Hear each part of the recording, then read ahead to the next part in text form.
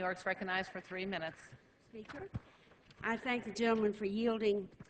This is a serious piece of work for me today because less than a year ago, one of our colleagues from Arizona was shot in the head while she was trying to convene with her constituents outside a supermarket.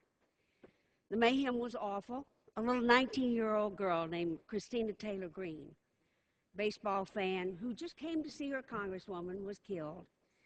And by all accounts, an extraordinary federal judge named John Roll died, as well as some of Gabby's staff, numbers of people wounded.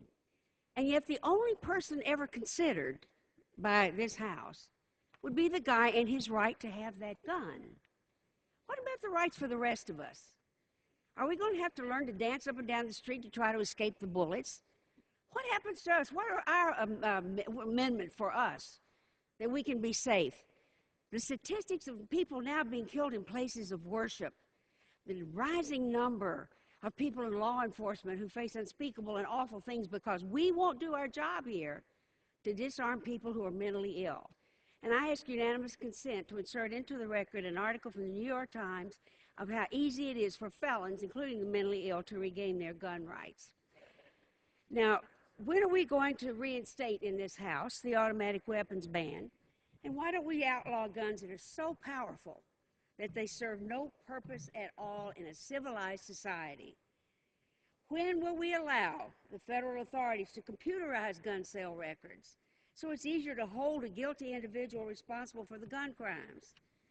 In the age of iPhones and Androids, our police are tracing gun crimes with scraps of paper and handwritten notes, and surely that is a more important job for us to do here than what we're doing to say you can carry a concealed weapon anywhere you want to go because that's who we are. Apparently, the Republican majority wants that. Based on today's bill, they think it's more important to pass legislation that will make it easier to carry a gun to a public gathering, easier to carry a loaded weapon into NFL stadiums, easier to carry a gun to the grocery store on Saturday afternoon or into your temple or your church. What in the world? How can we ever explain that to people who have had gun deaths in their family? The horrible shooting of our colleague wouldn't have been stopped with made safer by allowing the guns into the public space. But since last January, Congress hasn't considered a single piece of legislation that would make it harder for a mentally ill individual to get a gun. We've done nothing at all to make sure that another nightmare like the one in Tucson doesn't visit our country yet again, leaving innocent children, men and women, victims to a loaded gun. And yet the only person we care about here is the gun owner. The only legislation we are considering will make it more convenient to carry your gun, even in states that don't want it.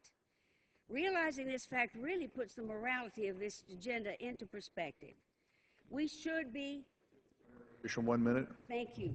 The Congress should be considering legislation that will help American people, not legislation that fulfills an ideological agenda, which is what we've been doing all year.